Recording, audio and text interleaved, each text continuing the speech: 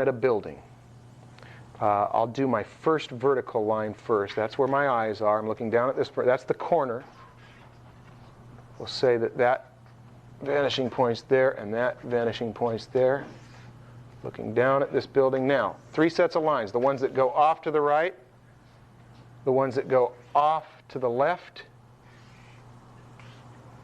and the ones that go down to some point down here. Got to come from that corner. And then how will I find that line? It's the set that goes off to the left. How will I find that one? That set that goes off to the right. So you're looking down on that.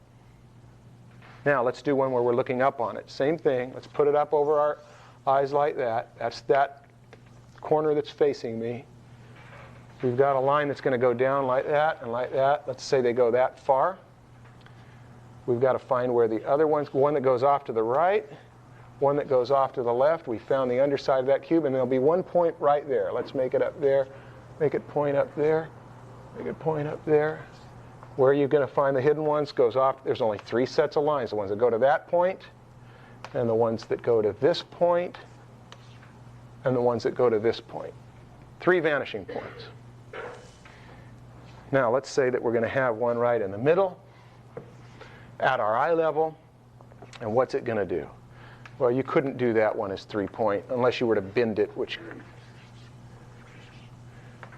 you got a vertical set. You got a set that goes off to the right. You've got a set that goes off to the left. On the bottom one, where's the 3rd vanishing point? The 3rd vanishing point is right here.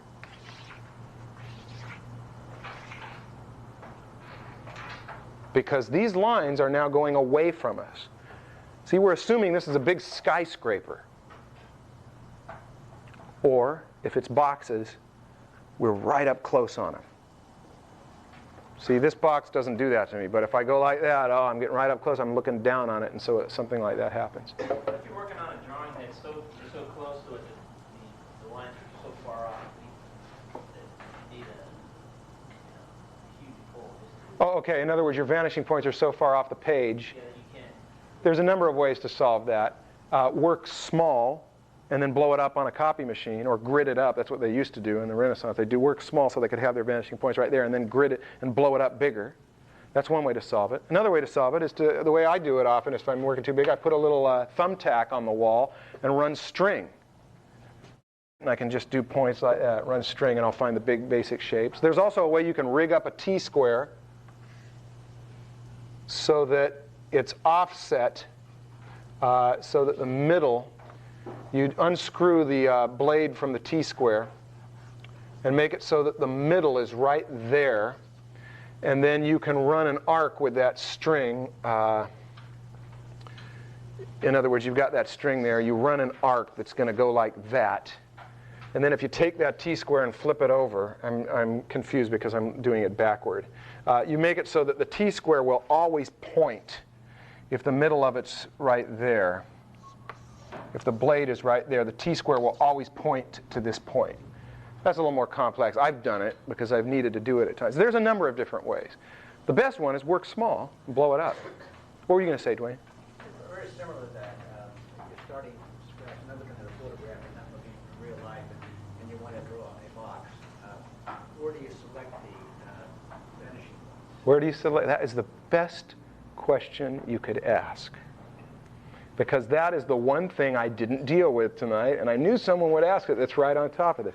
We talked about how high our point of view is, and we talked about where our point of view is from left to right, but we're talking about a 3-dimensional world. So what did we not talk about where I'm standing? We didn't ask how close am I to the object. Because if I'm far away from the object, the vanishing points will be far away. And when I get up close to this object, you know this if you are a photographer. You get a wide-angle lens up close to the object, and what happens? Those vanishing points pull in, and you get this wild, exaggerated effect. And that's what we're going to spend next week talking about, is where do you place your... I could have placed them here, I could have placed them here, and I could have placed them in here. And you have to determine that too. And the way you determine that is how close am I to the object. If I'm far away from it, vanishing points are going to be far away. And if I want to get right up on it, get a wide-angle effect, pull those vanishing points in, and you'll really make those lines converge, and it will give a wide-angle effect. Fisheye lens kind of view. Good question. What else? When you're making your railroad tracks, how do you determine how much closer you get as a horizontal line is going to get from the Another good question. That one we will deal with when I talked about depth measuring systems. And I told you that about 3/4 of the way through this semester we'll talk about depth measuring systems. It's easy to measure left to right, but when you're measuring back in space, like how do you determine how much closer these get? Well, I wasn't determining. I was just throwing lines in. But there are 5 ways, and I'll explain all 5 of them to you. The railroad tracks are pretty easy because they're regular intervals. It's a little more difficult when you've got them at irregular intervals. I mean, it may be that you're doing architectural blueprints and you've got a chair here and a couch here, and they're not at regular intervals, but they have to be very specifically placed. You can do that too.